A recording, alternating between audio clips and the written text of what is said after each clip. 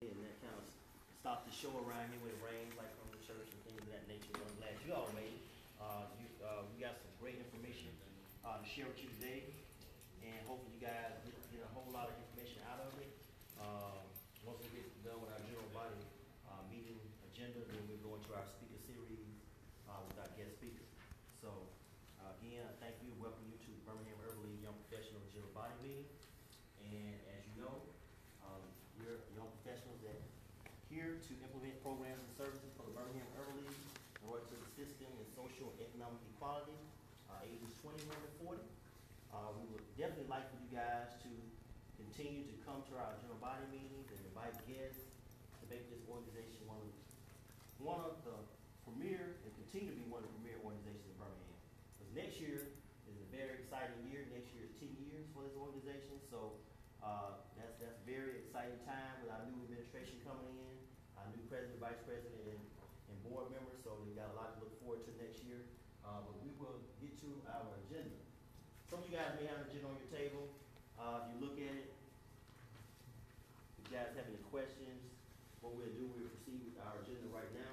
I'll call the meeting to order at 5:52 p.m.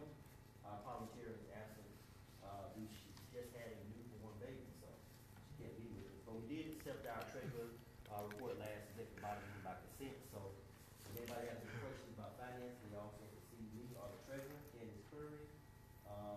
But I'll move on to old business. Last general body meeting, we had our guest speaker, our former past president from 2010, is Martha Emmett.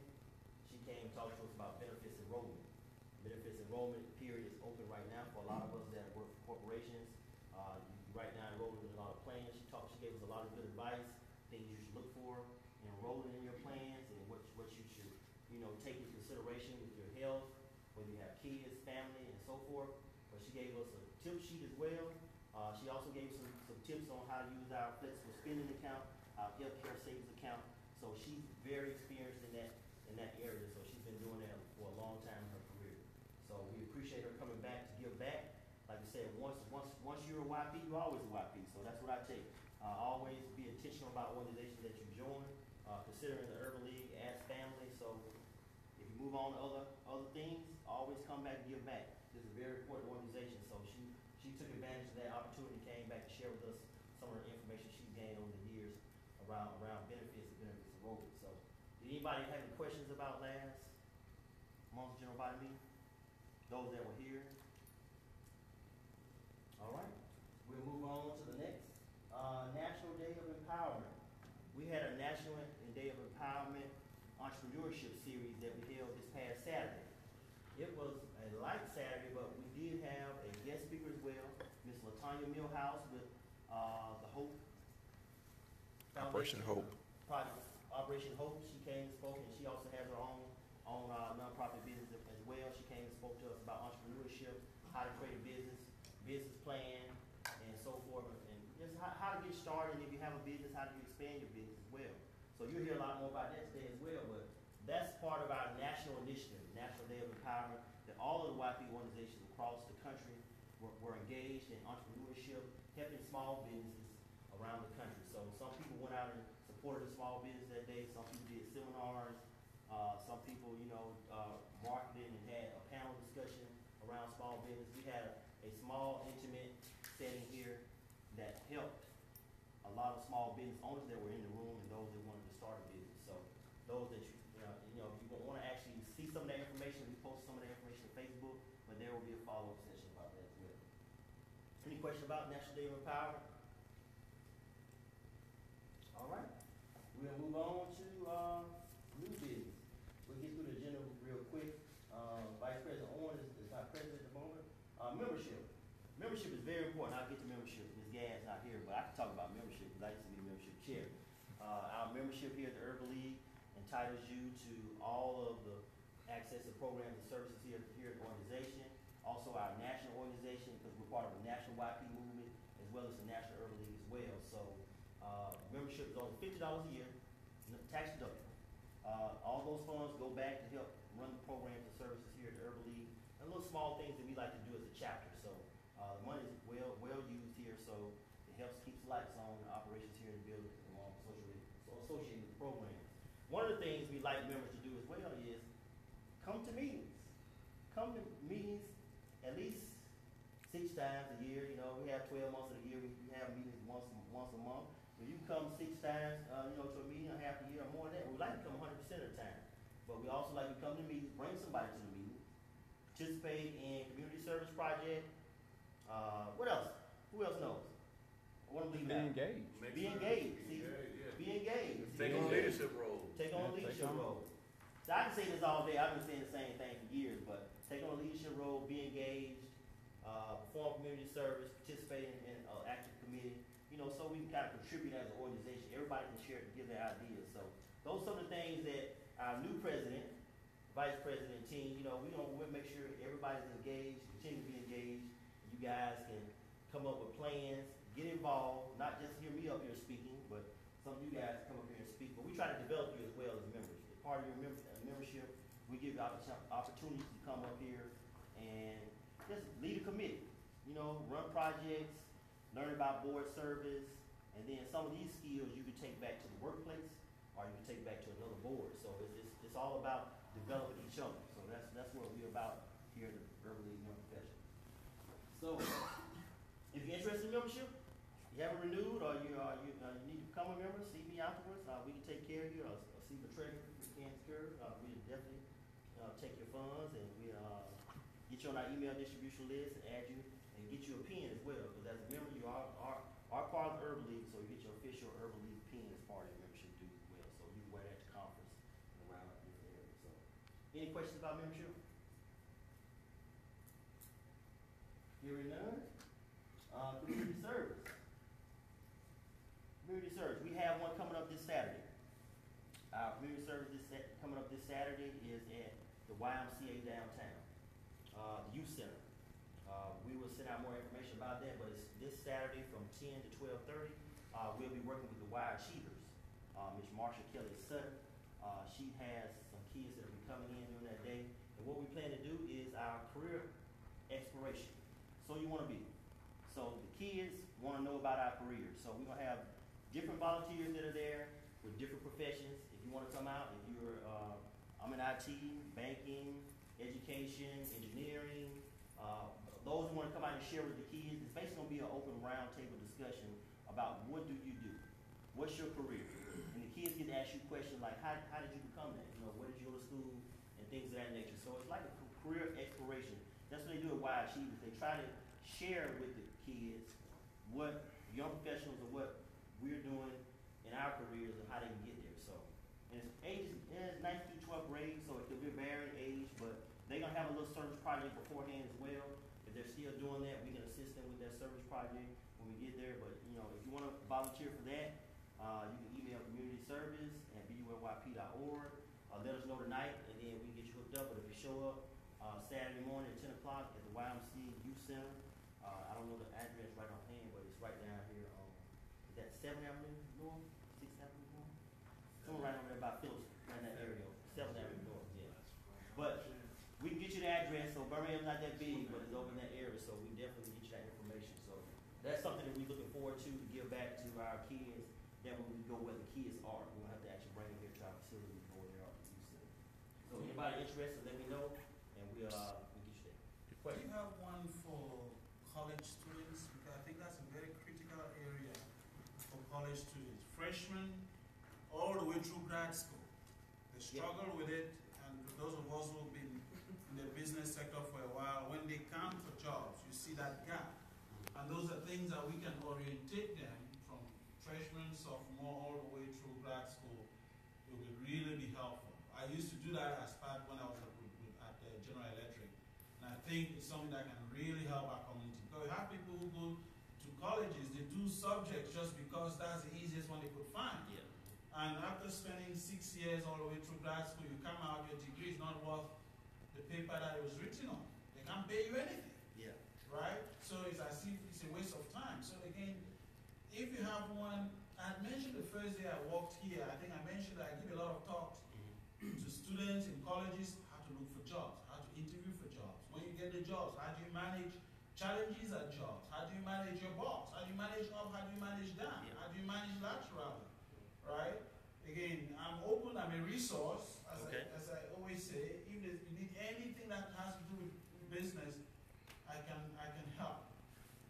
We got you down. We're gonna definitely talk about that for next year as far as our planning and going out through the year. So that's something that we want to add to the program as well. Not only high school but also college as well. So thank you, Mr. Matt.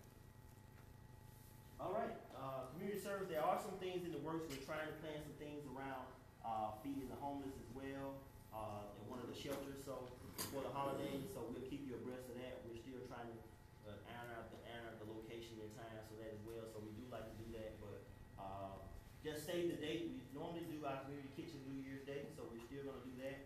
So save the date. Our New Year's Day activities, we're still gonna continue to do that, and just save the date on that. But those are probably gonna end our year with community service, so we know the holidays coming up and people will be doing a lot of other things. So just keep pay attention to our email, so we'll be sending that out to you, so you'll know the times and locations for the community service stuff coming. All right, next up we have public relations, Mr. Mark Sigler. Can you give me a quick report on that? Yeah, quick report on that, President Thurman. Right now, our Facebook is up to 906 members. I think our goal for this year was to get up to 900, so we're 6 over our goal. Took us a long time, but we did it. We got it done. Our Twitter is currently at 2,708 tweets, and we have 599 followers. So we need one more person to follow us on Twitter, and we'll hit 600 on that as well. Instagram, we have 634 posts on Instagram right now, and we have 619 followers. And with our newest social media is Periscope, we have 81 followers. And I just kind of want to go and note that we are live broadcasting our meetings. So if you happen to miss a meeting, like I see people who are normally come to the meeting that probably can't make it right now, they're logged into Periscope and following this meeting. If you miss it, we have finally worked out the issue, so you can go follow us on YouTube at BULYP on YouTube, and we will upload the entire meeting. So if you ever miss a meeting, you can find it on YouTube as well through the Periscope. And that concludes my report for this month.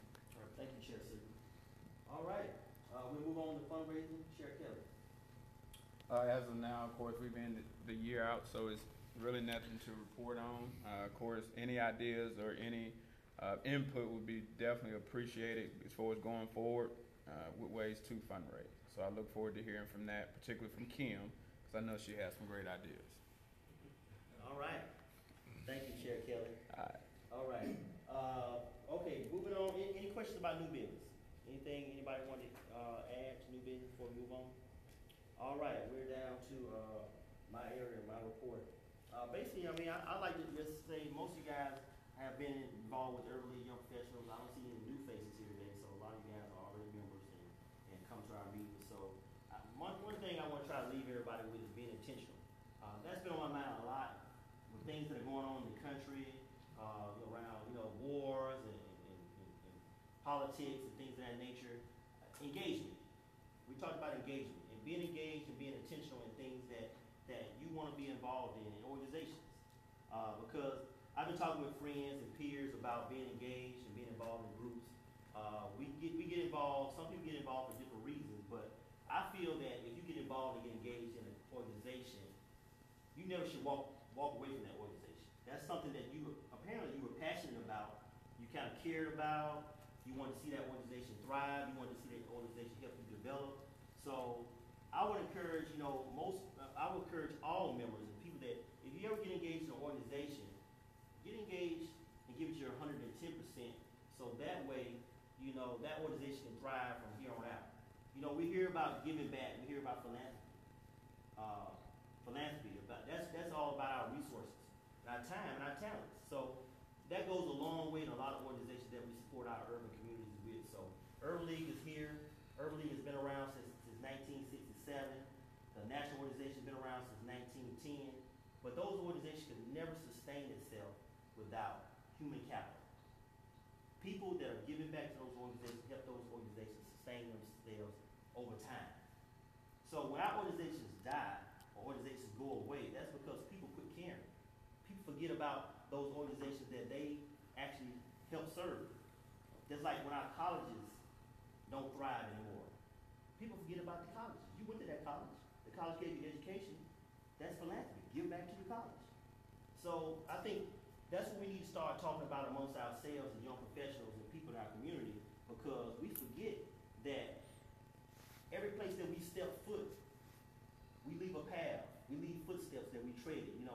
there are younger people coming behind us. So if we let it fall to the wayside, then what do the young people in the street have to look forward to?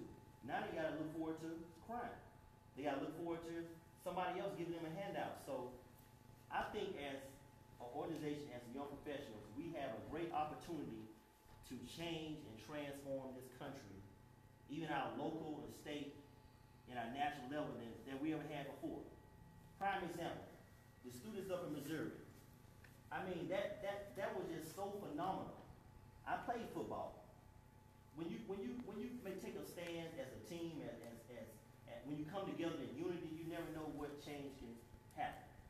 That change happened because they got tired of things on campus being the way that it is. I think as our organization, as we move forward, if we come together and we start acting in unity and we get more people to come with us and say we're doing something positive in the community. I mean, we give it back. We give it back of our time, we give it back of our talents, we give it back of our resources. So we can go out and do a whole lot more in Birmingham. Because I hear people, I had a situation yesterday where I talked about, somebody actually said, like, what are you guys doing over there? Okay, actually, what are you doing? Okay, if you want to know what we're doing, come join us. Come be a part of a movement that's actually impacting, empowering, and changing lives. Because today we have a guest speaker here. We have a guest speaker here that's here to sow into your lives and sow into small business on entrepreneurs. Give you information, free information, resources that we can use those resources to go out in the community and change lives. I mean, change your lives, change your family lives. I mean, he's come to give us a wealth of information. So I think this organization is here for you. We're here for our friends. We're here for people that want to come and join us. I think being a part of the Birmingham Urban League Young Professionals is the greatest thing that someone can do, a young professional between 21 and 40 in Birmingham. So that's my my spiel, but I can go on and on and on, but I think as an organization, we all have to go out and share the information of what we're doing here, and we're doing great things in this organization. So I challenge you, I charge you, go out and tell people, come to this organization and let's make it great in 2016 and continue to thrive and beyond. So with that, without further ado, I'm going to introduce you to our guest speaker. Our guest speaker is Mr. Roger D. Perkins from the U.S. Small Business Administration Lending Division. He has a wealth of experience. He serves to make small business owners, to help small business owners meet capital needs as well as start, expand, and grow their business. He is president and founder of a 501c3 tax-exempt corporation promoting leadership and character among young men, which I think is great. He's founder of a Young Men's Business Academy. He's actually served 10 years in banking, working in commercial lending, commercial underwriting, portfolio, relationship management, commercial, and an analyst. So he has experience in banking as well, and served as a federal regulator, examining regulating federal and state financial institutions. So he has regulatory experience. And to go on and on, he served 25 years in the military. Retired from the United States Air Force Guard, he worked as a retention manager, customer service manager, personnel system manager, and a base career advisor. So we have a veteran in the house. We have somebody that's giving back service to his country. So also, he's been a prior founder and senior member of a limited liability corporation, and he's a graduate of UAB Colette School of Business. And he is married and he has 2 kids, 17 and 12. So without further ado, give a hand to Ms. Roger D. Perkins. I just have a hard time listening to that. It tells me how old I am. And my wife, she's always saying, be humble. Tell my kids to be humble. I'm thinking, and my daughter, she's applying to colleges, and you got to stand out. She got a 32 on the ACT, Wow. like 4.15 Wow. GPA, and so she gets those automatic scholarships. Presidentials, but it only covers tuition. Yep. And then we talk about not forgetting our institutions.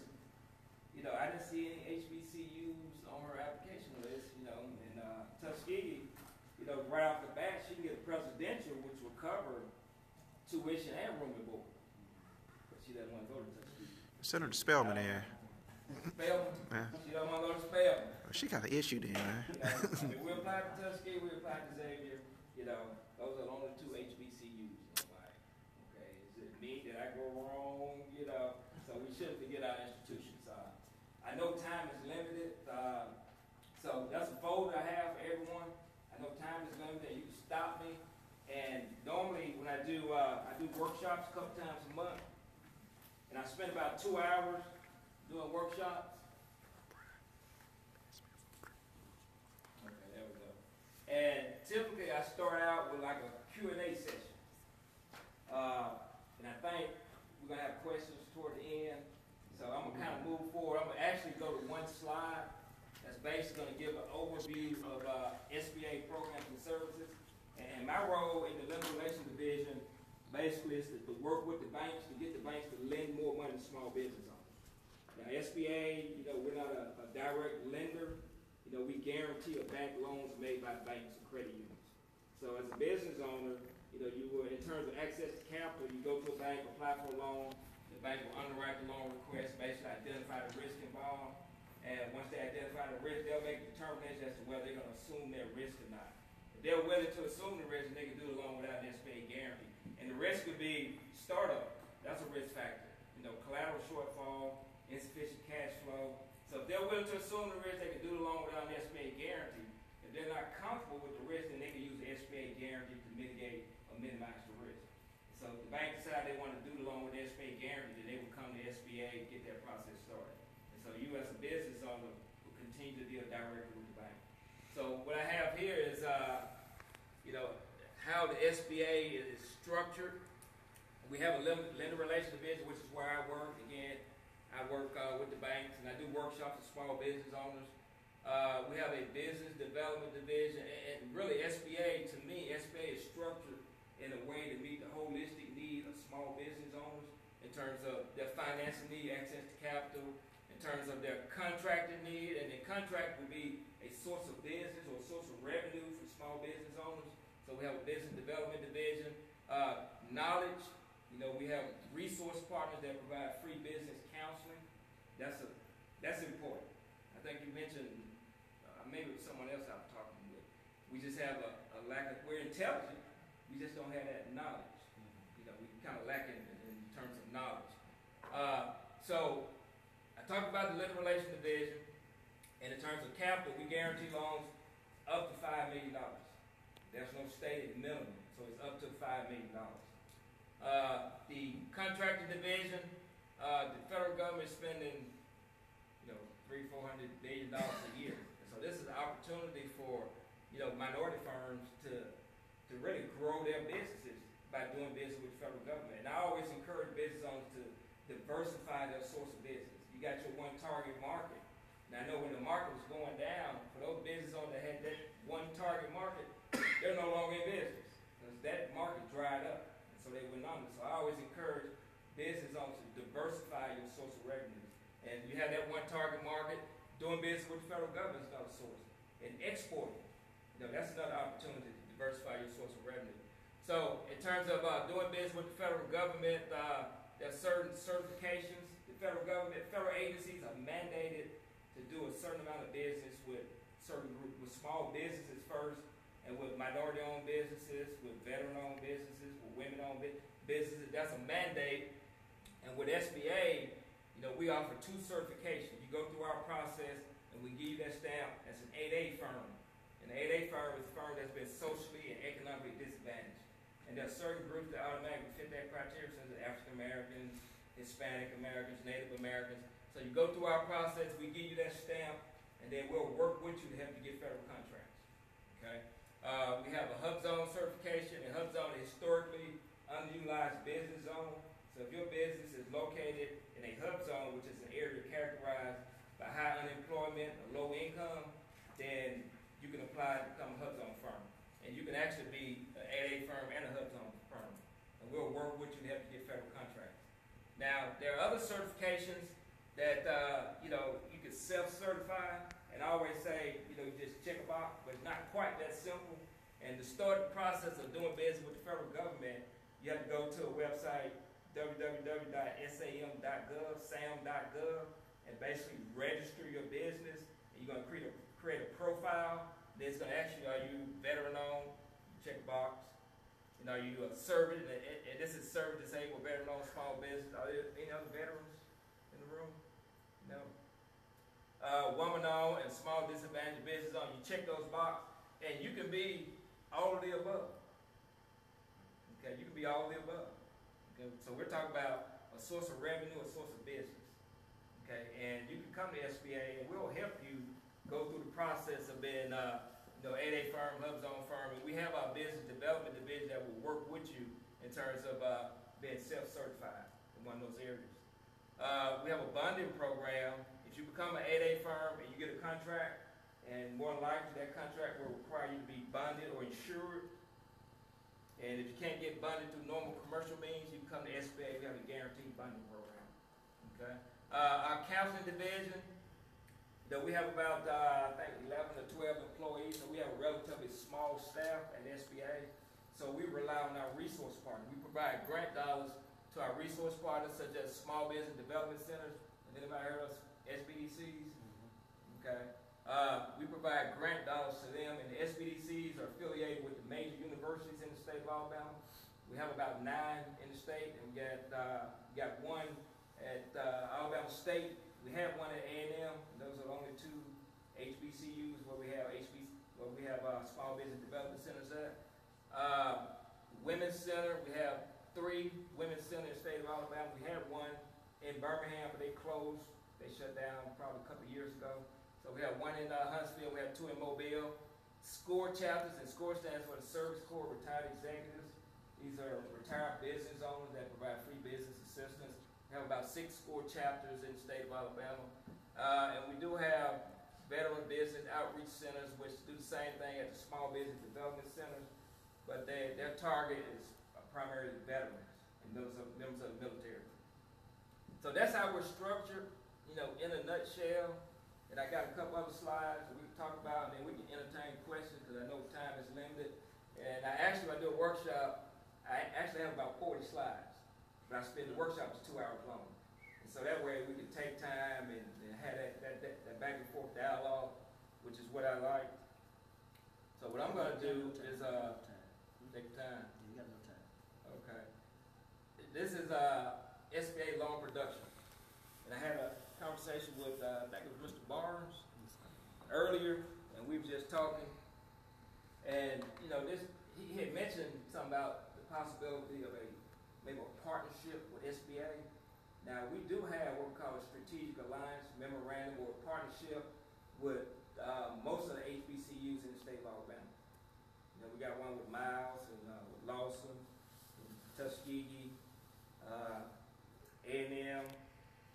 So there's a possibility of SBA and Urban League maybe forming some kind of strategic partnership. But this is a loan production report. Now, I have access to all of the loans. The bank has the money, SBA will guarantee it back to loan. So at the end of the day, the term access to capital, at the end of the day, the bank is making that determination whether they're going to do a loan or not. Now, I don't have access to the bank's information. I don't work for the bank. I do have access to SBA guaranteed loans. And I get the question all the time, well, how many loans does the bank turn down? Well, I don't know. I don't have access to the bank's information. They probably turn down a lot of loans, but if you look at this chart, this is fiscal year 25 versus fiscal year 2015 versus fiscal year 2014, and our fiscal year starts October 1st. You can see here, this is the number of loans, and if you want this information, I'd be glad. I didn't get a chance to make copies. I'd be glad to email it to you.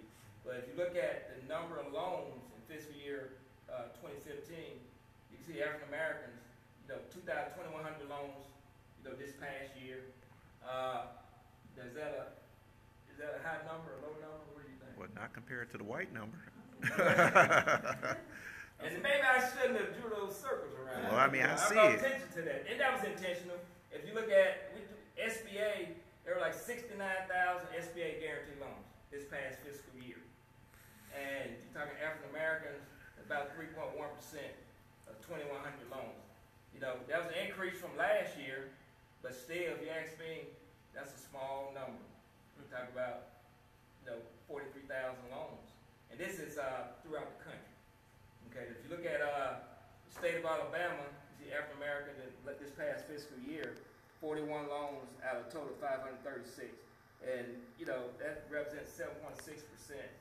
To me, if you ask me, those are low numbers. And so, some of you may ask, and I've been asked this question, say, well, is SBA not making loans? And then, my response is SBA, we don't make loans. And so, the question is, why are the loans being turned down? Is it the bank? Are we prepared? Are we meeting the guidelines? It may be credit issues, maybe cash flow issues. I get a lot of phone calls and a lot of visits from individuals who want to start a business. And the first thing they think about is the money. So they come to me and say, well, I need a loan. They said, I need a loan for my startup business. I said, where are you in the process of starting your business? And I said, well, do you have a business license? You have a tax ID number? Have you identified your legal structure? Do you have a business plan? They don't have any of the above. And so I try to work with them to keep them from going to the bank, without legally being in business. They're looking for a loan. The bank's going to send them back. So the issue is, are we prepared? And we need to work and prepare. And I think this group is a good group to go out into the community. And maybe we can form a partnership where we can work together and provide some workshops, some meaningful workshops, and not just kind of sit around, kind of talk, just kind of roll up the sleeves and really work. And one thing that I provide when I do my workshops, I provide them with the application for a business license. I provide them with the application for a tax ID number. I provide them with, if they want to be an LLC, I identify the different legal structures. And most folks when they start a business, they're starting out as a limited liability company. And I provide them with the articles of formation, so they can have that information. Then we talk about the components of the business plan. There are resources out there. So I intentionally provide that information. And the workshops I do are access to capital. And that means that you should already legally be in business when you come to the workshop. But over the past, and I've been with SBA for about maybe 8.5 years. And I have to, and I said I was going to have separate workshops, access to capital and how to start a business. But I just kind of combined the two. And I talked to that group. Half of the folks are not legally in business, and half of them are, and they're ready for capital. So we have work to do. We have work to do. Now that's the number of loans, and we look at the dollar amount, and it's really, to me, it's even worse. We're talking about 1.9% of the total dollar amount for African Americans. This past fiscal year. So there's work to do, and in SBA, we work for small businesses. Okay. Now we're trying to be intentional in reaching out to underserved markets. Okay. We're trying to be very intentional. Now in terms of access to capital, the bank has the money, and so it's my role to work with the bank. And I've on several occasions I've gone to the bank with a business owner, and I sat there and I advocated on her behalf, and she got $20,000 to acquire another business. Well, you know, you go to the bank next week. Well, that's not the norm. That's not the norm. And I use my commercial underwriting background to help folks. Now I'm not going to underwrite the loan for you, and then you take it to the bank where you say, well, SBA already underwrote the loan for me, so just give me the money. I can't do that, I can't do that. It won't work. Any questions on this? Well, I guess my question is, can SBA kind of go over the packet to kind of help you prepare for the commercial underwriters? Like, hey, these are the things I know they're going to look for. So you can have this in place. Well, we do that through our resource partner. We Okay. help folks prepare a packet. Right. Now, I just got a new responsibility, not a new increase in money, but a new responsibility, and it's called small business credit assessment and utilization. And I think what that means is I have to sit down with small business owners and do exactly what you just said, and help them prepare a loan packet so they can be prepared before they go to the bank. Right. Which is fine, because I'm doing that anyway, So yeah, our resource partners, they do that as well. Okay, so it's a matter of getting the word out, making people aware of what's available to them. Now that's on the lending side of SBA. Now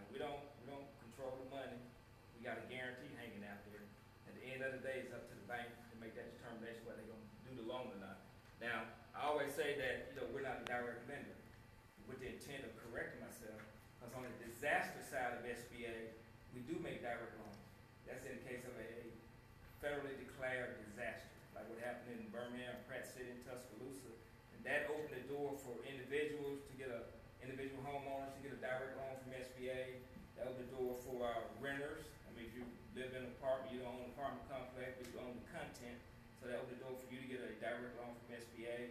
And even nonprofit entities, like churches. You know, the churches that were damaged through the storm, that opened the door for them to get a direct loan from SBA. On the guaranteed side of SBA, we don't work with nonprofit entities in terms of access to capital. They still can take advantage of the free counseling, but as far as access to capital, we don't work with nonprofit entities. Now, you know, I mentioned the contracting or business development or source of revenue for small business owners. This is an opportunity that I think we're probably missing out on. A lot of small business owners. As I mentioned earlier, federal agencies are mandated to spend a certain percent with number one, small business owners. The goal is 23%. And federal government, again, spending probably $300 billion a year. If you look at the goal was 23% in 2004, and SBA serves to provide oversight of federal agencies to ensure that they'll meet these goals. These are mandated goals. 23%, and the goal is 24.99%. That kind of equated to about $91.7 billion. Now, women-owned small business, the goal is 5%. I mean, we fell short. That federal agency fell short of reaching that goal for women-owned small business, and there's a push to help women-owned small business. That's a real push by SBA.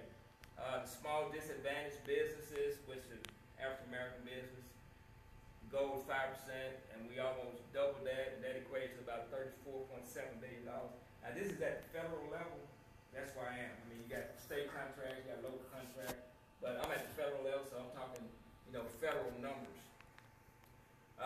Serve disabled veteran-owned small business, the goal is 3%. You know, the federal agency exceeded that goal. That equates to about $13.5 billion. HUBZone, I mentioned HUBZone earlier, the goal was 3%. We fell short of that, and in 2003, we fell short of that as well. Okay, so then the question is, what's a HUBZone firm? I think the issue is not many businesses are aware of the fact that they're in the HUBZone. They're not taking advantage of this opportunity. So you can go to our website, you type in your physical address, it will tell you whether you're located in the HUBZone or not. Now, not all of Birmingham is a HUBZone. There's certain census tracts that are not classified as HUBZone. So you can go to our website and take a look at that. Are there any questions on this information? So just to clarify for the HUBZone, so you're basically saying because your business is in a certain geographic location, you may qualify for an SBA guarantee loan?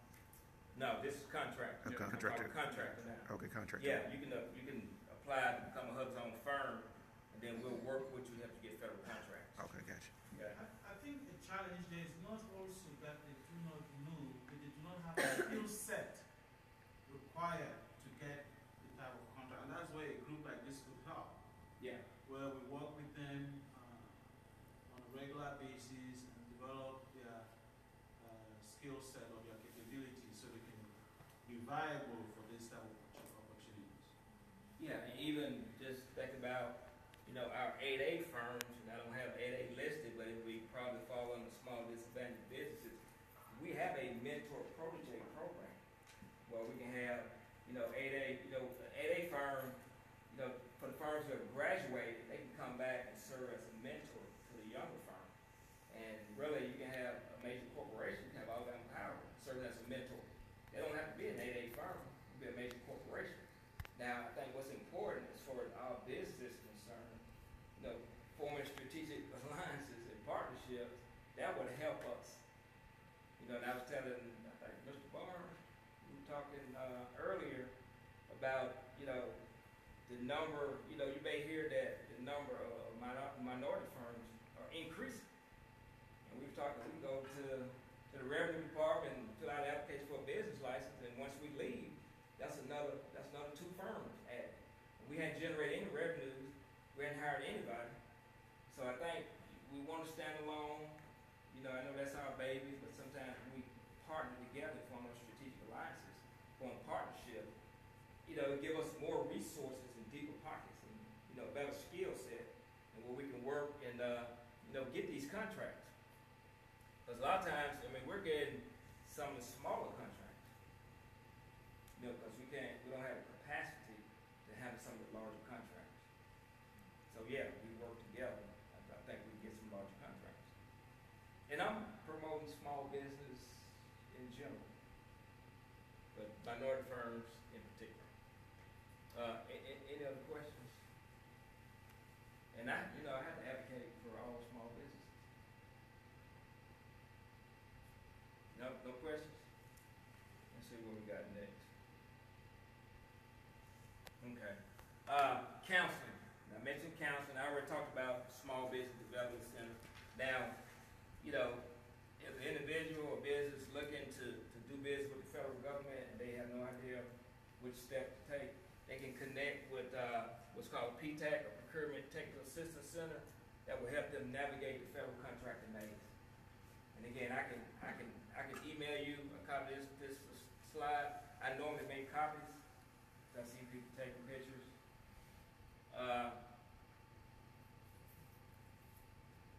Any questions on our resource partners? Well, here's a question. And Yes, sir. I ask a question because I also want to film it so people can get it. As far as contracting opportunities with the federal government, can you give me some examples of what that may look like? Because I think I've been in probably a similar seminar, and I think a lot of people, especially African American community, offer services instead of like, you know, hard skills. Can you give me some examples of contracting opportunities that might be available? Yeah.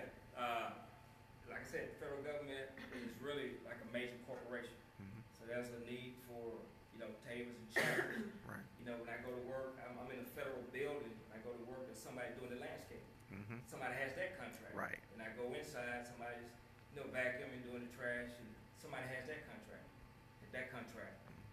There are buildings, federal buildings being built on military bases.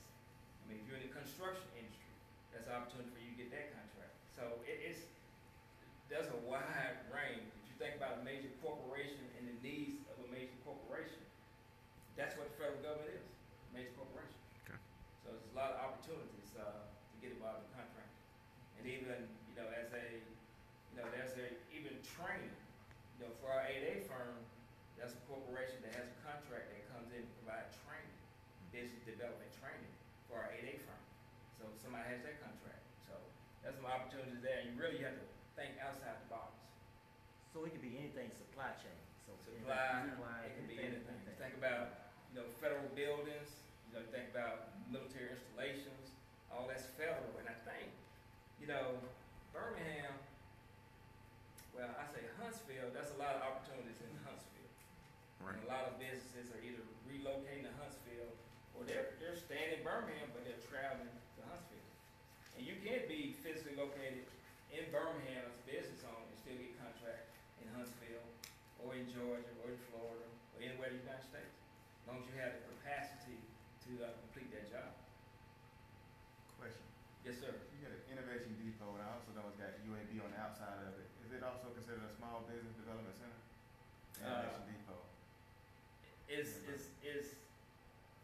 an incubator, it's a technology center, but it's not part of SBA. Okay. And we actually have a small business development center. They have an office in the Innovation Depot. Okay. We have 3 counselors inside the Innovation Depot. But it's an incubator. Okay. They have a number of different small business owners, you know, operating inside the Innovation Depot. And SCORE, do we just have one location in Birmingham? We have one location, one chapter in Birmingham. Okay. Yes, sir. We have one chapter in Birmingham. It's about 6 chapters throughout the state. Okay, any other questions? I'm gonna go back to this first slide with the questions. Do I have time? Yeah, you got plenty of time. Okay. Does SBA make loans? No. No. Depends on the situation. Depends Depends on the situation. Depends. on the disaster side. That's not a trick question. On the disaster side, you know, we make direct loans. which, you know, that tells me we have a group of underwriters, okay, that employees of SBA that underwrite loans. Now, that tells me that we have the infrastructure to do loans. Now, I'm thinking on the guarantee side, which is where I work.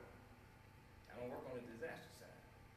And so a lot of folks said, well, you know, I went to the bank, they turned me down. And there's no recourse to SBA. There's nothing I can do. And I say, well, you know, why did they turn it down? You need to understand why they turned you down so you know what to do to improve. I may refer them to a different bank, you know, because banks have different guidelines. But my thinking, and I hope about recording this, that maybe I'll turn it off for you. maybe, you know, we should set aside, SBA should set aside some money on the guarantee. Now, I think years ago, now we got an 8A firm that we work with to help get federal contracts. Years ago, we had, SBA had an 8A loan program. That was loans solely for 8A firms. Once they got a contract, they needed working capital. You know, and I'm thinking maybe we need to get back to that. Because if you get a contract, and you know, you need working capital, and you can't get a loan, then guess what's going to happen to that contract? You're going to lose. And then, you know, you get a contract, you get a loan, but you can't get bonded, you're going to lose the contract. So, that wasn't a trick question, but do I have to have good credit? Yes. I'd say it depends on what the bank's guidelines are. Depends on, yeah, depends on the bank. The real question is, what's a good beacon score? I think that's the real question. Because the banks got their own guidelines, they got a wide range, you know, beacon scores, and what I'm hearing on the street is the banks look for 700 Wow. beacon score. Now, we do have what we call SBA certified micro lenders. Anybody heard of the Lift Fund? They're that certified micro lender. We actually, they're a 501c3 nonprofit lender. We actually give them a loan, which they have to pay SBA back. And they take the loan proceeds, they make micro loans, small loans up to $50,000. The micro loan itself is not guaranteed by SBA, so the micro lender is assuming all the risk. And when they assume all the risk, guess what they're going to do? They're going to charge you a higher interest rate. And it's like 10%, which is not bad. It's not bad. So there's a source of funding, you know, where the guidelines are not as stringent as the bank's guidelines would be. And when you reference credit, does it also consider business credit? 'Cause, you know. That's a good question. And see, It depends. I got a soapbox. I'm about to hop on the box, but I'm not gonna hop on the box. When you go to the bank and apply for a loan, depending on the size of the loan. Okay? In most cases, you know, loans over $50,000, they're gonna do a full credit analysis. Right? They're gonna pull anybody that owns 20% or more of the business. They're gonna pull their personal credit. Okay? They're gonna get that beacon score. They're gonna try to pull. Most of them will try to pull a Dun & Bradstreet business report, business credit report. Okay? So they will look at that. And they do credit score, their credit score, which is different from your beacon. You got your beacon score. Sometimes we use beacon score, credit score interchangeably, but the beacon score is a measure of how you pay your bills on your personal credit report. The credit score is a point-based system where you get points based on your personal credit, you get points based on your business credit, and you get points based on what they call application data. You know, how long you've been in business, are you making money, you got a good business network, and the banks will, you know, add all those points up. You know, I know with SBA, we're requiring banks, they want to do an SBA guaranteed loan, a small loan up to $350,000. We're requiring banks to credit score those loans. And if the credit score is less than a certain number, then they're probably not going to approve that loan. Okay. And that's when you recommend them to partner with somebody? Well, you can get another guarantee. You know, they haven't approved that, but yeah, they will look at personal credit and they will look at business credit. Okay. Does SBA offer grants for small business owners? That's a good question. Answer that is no. We don't offer any grants. We do offer grants. We don't offer any grants for small business owners. We do offer grants to our resource partners. We offer them grants so they can provide small business owners, in the community. Can I have more than one SBA loan? The answer to that question is yes. We guarantee loans up to $5 million, but the maximum dollar amount we will guarantee is $3.75 million.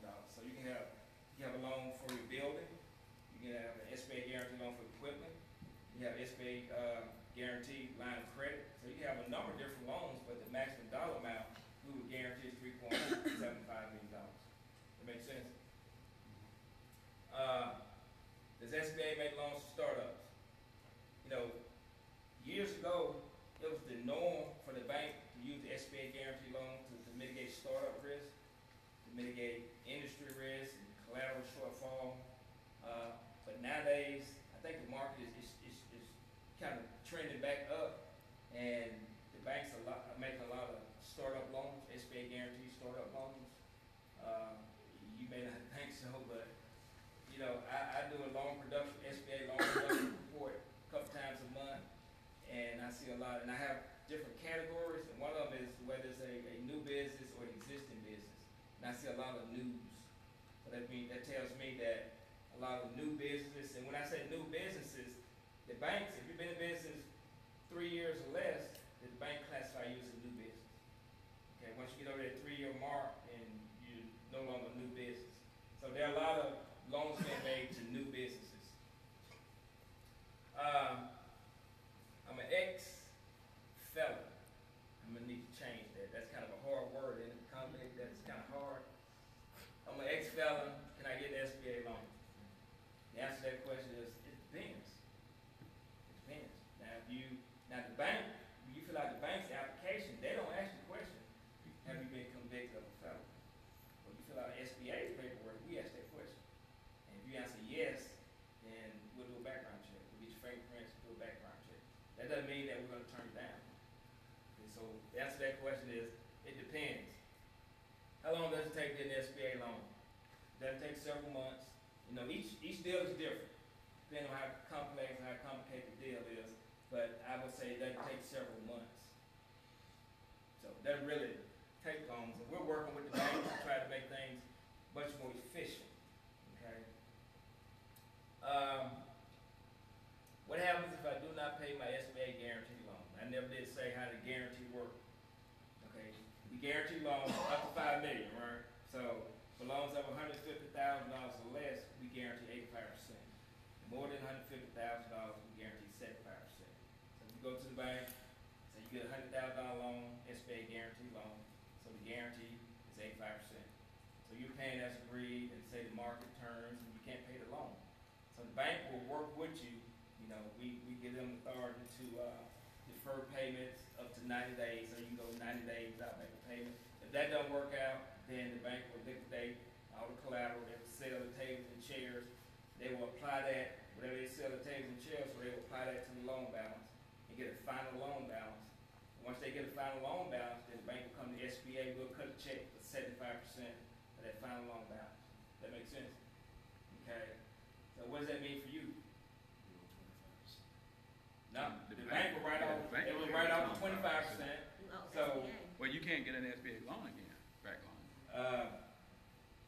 yeah, well, yeah, that's true. But you're gonna have to pay the money back. So you'll work with SBA, you know, set up some kind of reasonable payment plan. Okay? That's how the guarantee works. Okay? So you pay SBA directly. Hmm? You pay SBA directly in that situation. You pay SBA directly. Okay. Yeah. So the question is, what happens if I do not pay my SBA guarantee loan? Well, if you don't pay it, then we'll send it over to the Treasury Department. You know who works for the Treasury? The IRS. I knew it. And we all know what the IRS can do. They'll garnish your wages. So that's what happens if you don't pay the SBA guarantee loan back. Can I get an SBA loan for my nonprofit business? We don't guarantee loans to nonprofit entities.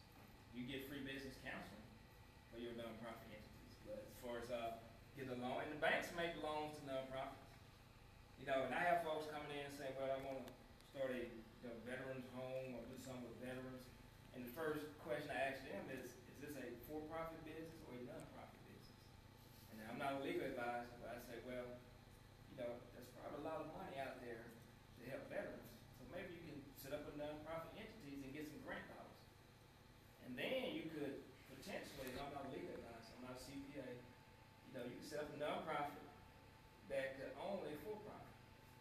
Then on the for-profit side, you can get a SBA guarantee loan for your for-profit business, or vice versa. You can have a for-profit business that owns a non-profit entity. So you got to think outside the box. I'm a veteran, I'm a woman, I'm a minority, I'm a disabled business owner. Am I guaranteed an SBA loan? No. Somebody say yes? No, Man, no, you're not guaranteed. you're not guaranteed. The bank has the money, Yeah, and the bank what does the bank want you to do? underwrite the loan. They want you to repay the money, right? SBA, we want you to repay the money too. If you show that you don't have the ability to repay, I mean, you're not guaranteed an SBA loan. The banks will underwrite the loan request, identify the risk involved. No, the big thing is cash flow, or your ability to repay the loan. That's what they want. Okay. Any questions? I'm pretty sure I went way over time. My question is, in regards to taxes, how important is that towards the SBA loan process? Because you mentioned, like, you can have an LLC set up, but you hadn't done anything with the LLC, or you haven't been paying tax. How does that factor into doing small business loans? Repeat that. I mean, are you asking what's the best legal structure, or? How important? Go ahead. If it's set up as an LLC, but you hadn't done anything yet, so you hadn't had a tax year or fiscal year. Exactly. Yet. Okay. How important that when it comes to an SBA back loan? So That's what he are you saying, okay, I started an LLC, I started a business. Yeah, you hadn't done an anything. LLC, Yeah. and I hadn't done anything Yeah. for Hadn't done anything 12 yet. months. Yeah, correct. Okay, for a year, there's no activity, Correct. and so I want to get a loan at that point, right? Right. You still could get a loan. Now, my question is, have you done a business plan? Have you done any projections Right. for that LLC? Now, you still could potentially get a loan, and the bank may say, well, you started on this date. You started January 1st, 2015, and here it is, February 2016. You're looking for a loan. They're going to ask, well, what did you do in 2015? Now, you could say that, well, I was going through my planning phase. And I think that's a good question, because, you got your startup phase and you got a pre-startup phase. That's where you're doing all your planning. And then once you hit the startup phase, I mean, you're ready to execute. You're ready to provide that service or sell that product. So really, it's best to go ahead and, right before you're ready to. There's nothing wrong with setting up an LLC today and not really doing anything for a year, but if several years go by, the bank's gonna say, well, what have you been doing? I've seen in a situation. I'm in banking. I've seen clients start off as a DBA Yeah, to get a loan on the commercial side, yeah, generate revenue, and then create an LLC, and there you go. yeah. For lending purposes. Yeah, and you can do that. I mean, you can change the legal structure. Yeah. I mean, you set up as a sole proprietor, DBA, and then a year later, 2 years later, you convert to an LLC, or you convert to a partnership or S corporation. I mean, you can kind of work with the legal structure, but LLC, whether you generate any revenues or not, you still have to pay a business privilege tax. Yeah. Right. Year, which in Alabama is like $100 Yeah. a year. Yeah, Yep. minimum Yeah, $100 $100 a year. Yep. Any other questions, comments, observations?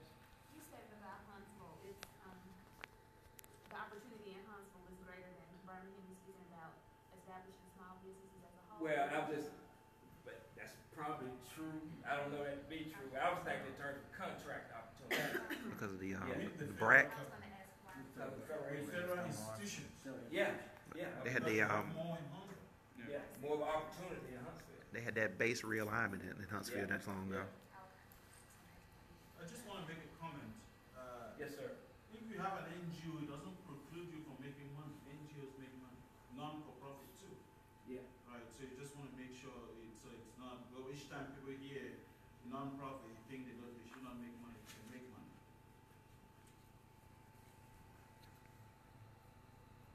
Any other questions? No? Okay, well, that's all I have. And I think my business card's on the end of the table. You wanna grab a business card, if you have any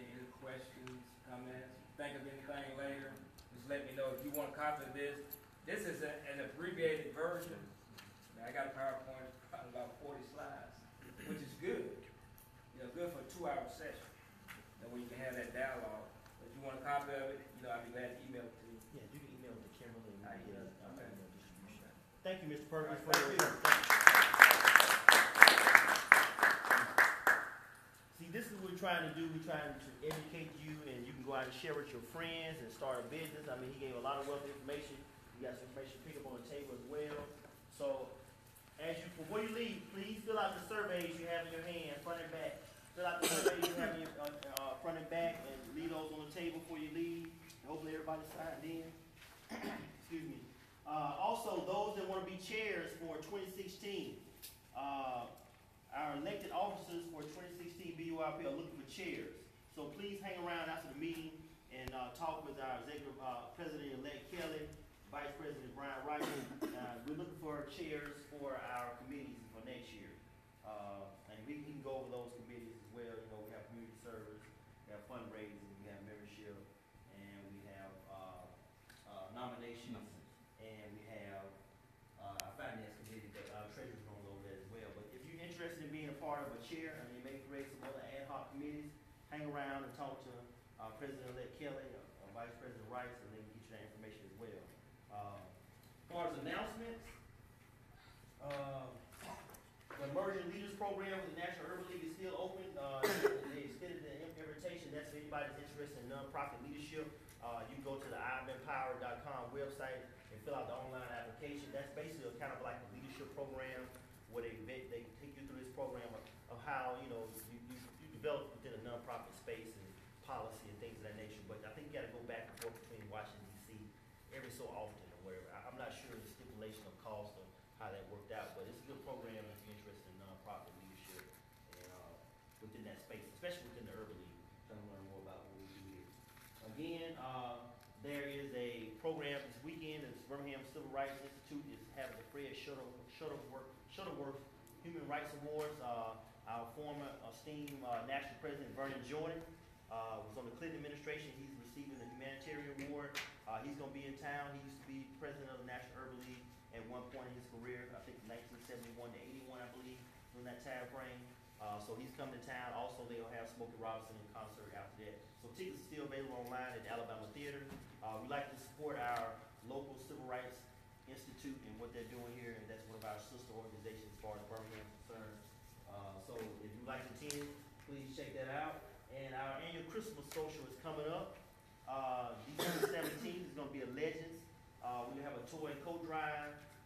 Members, you know, we're looking for you to bring toys or a little coat, you know, to the membership, but guests will have to pay a fee to get in, which that'll be decided by our next meeting. We'll send that out as well.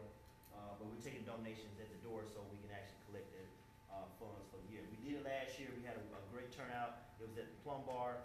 We took a lot of toys over to the Children's Hospital. They were well received, so during the Santa's workshop. So we're doing that again this year.